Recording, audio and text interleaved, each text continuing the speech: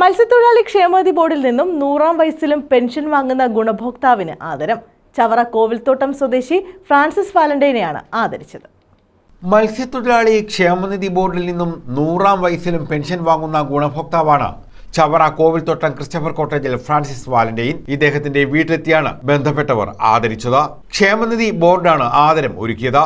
Doctor Sujith Vijayanpillai MLA, Matsyafed chairman T Manoharan, Chavara block panchayat president Santhosh Thuppassery, ജില്ലാ പഞ്ചായത്ത് അംഗം CP Sudheesh Kumar, Neendakara fisheries officer Delsi Babu എന്നിവരാണ് കിടപ്പ് രോഗിയായി അദ്ദേഹത്തെ വീട്ടിലെത്തി ആദരിച്ചത്. കൊല്ലം ജില്ലയിലെ ഒരുപക്ഷെ നമ്മുടെ സംസ്ഥാനത്തെ നോക്കിക്കഴിയുമ്പോഴേ അറിയാൻ പറ്റുള്ളൂ, ഏറ്റവും മുതിർന്ന മത്സ്യത്തൊഴിലാളി ക്ഷേമനിധി ബോർഡിൽ നിന്ന് പെൻഷൻ വാങ്ങിക്കുന്ന അംഗം എന്നുള്ള രീതിയിൽ കാണാനിടയായി.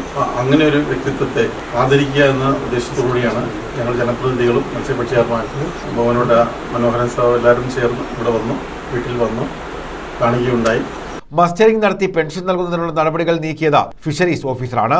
മുൻ ചവറ ഗ്രാമപഞ്ചായത്ത് അംഗം കൂടിയാണ് ഫ്രാൻസിസ്. News bureau, Chavara.